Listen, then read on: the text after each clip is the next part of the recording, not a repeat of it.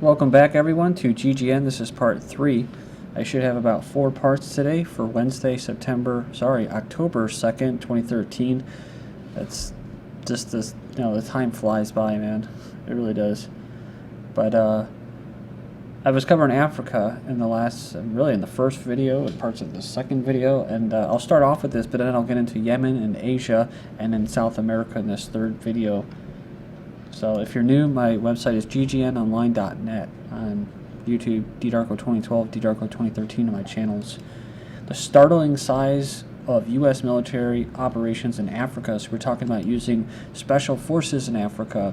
We showed evidence of that with articles SAS and U.S. and that France special forces deploying, using child soldiers, using private contractors for Africa. So pretty much laid out a pretty good case here that they're really eyeing Africa next, because they're done with Arabia, they're done with Syria, and let that foment as far as Iran by weakening them. The Pentagon's Africa Command will tell you there's one military base in the entire continent, but they say not to believe them. So they're involved in Algeria, Angola, Benin, Botswana, Burkina Faso, Burundi, Cameroon, the Cape Verde Islands. So if you skip to the end of the alphabet, the story remains the same. Senegal, Seychelles, Togo, Tunisia, Uganda, Zambia. So the Horn of Africa to Sahel. And it says here the U.S. military is at work. Base construction, security, cooperation engagements, training, advisory deployments, that's CIA, special operation missions, our buddies, and a growing logistics network, all undeniable evidence of expansion except at U.S. Africa Command. So the single military base that they claim is Camp Lemonnier in Djibouti, which is the drone base. And they like putting this out there in the media as the conflicts in Afghanistan and Iraq are winding down, right? So, like I said, you could just say since they're put Syria in checkmate, now they're moving and eyeing basically south to Africa. They had a big buildup of North Africa recently in the last month. That should let you know by destabilizing areas like Tunisia, Egypt, sending ships to Morocco. Algeria is also a little unstable. Ethiopians protest anti-terrorism laws. So now Ethiopia, which is near Somalia and Kenya, now they're protesting.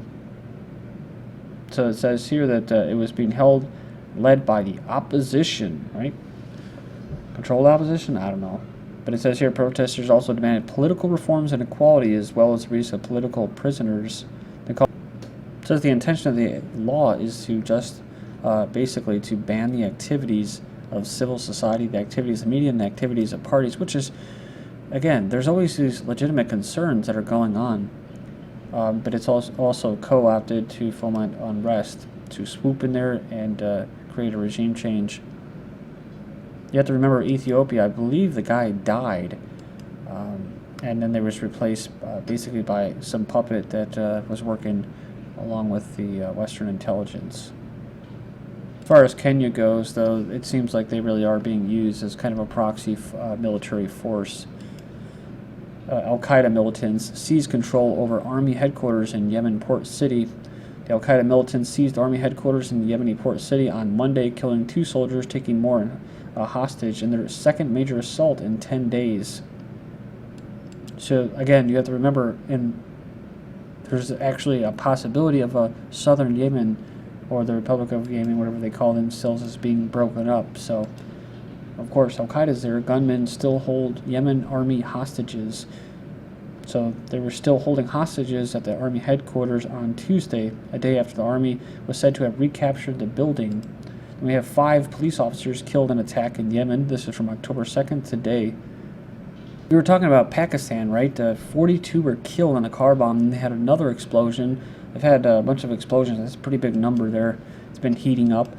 3 killed in U.S. drone raid in Pakistan. 3 people were killed as a U.S. drone targeted Pakistan's town of Maransha in basically northern Waziristan region. But they called them rebels or militants, so it could have just been regular civilians.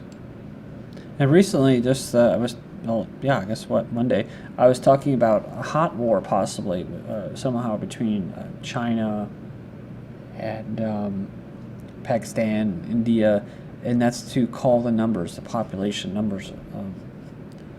Also, you might see something, what, in Africa, because they already have their own, famine and disease and poverty going on there, but maybe they want to kill some more people. And ultimately, it comes down to, like I said, the big indicator as far as rapid population reduction is automation. How do you make that connection? Well, basically, most of the manufacturing is in the East, in India and China. So when they go to robots, robo-sourcing they call it, or automation, then you have to start worrying because the Chinese and the Indians are already working as robots for cheap slave labor almost. And so when they can replace them with robots, they're going to have a crap load of people like they have here in the U.S. that are unemployed with nowhere to go, no hope. And they're going to have to go. So that's why they've already been doing that in the U.S. By Roe versus Wade with the abortions. I mean, that's 150 million people at least that would have been born today, not including those offspring. So, along with all the chemicals and the chemtrails and stuff, they have to time this perfectly, right? Because they like a lot of people for driving down wages, for people to work really cheaply, to rent themselves out. I mean, that's why you have a lot of people, but when they're no longer needed, then bam, they gotta go. So it's like a nice slow, keep them sick and everything, make money off of them. India could take out this Kingay-Tibet railway to cripple the PLA. So it says here's this railway that runs between basically western China and Tibet could become a potential target for these fighters of the Indian Air Force. They said it's a territorial dispute between China and India, and if this basically will happen, or could happen, if it escalates into a full-scale war. You also have China that was trying to create, the Gwadar, or basically get involved in the Gwadar port in, I believe, southern Pakistan, which would be a gouge at the west. So, but another point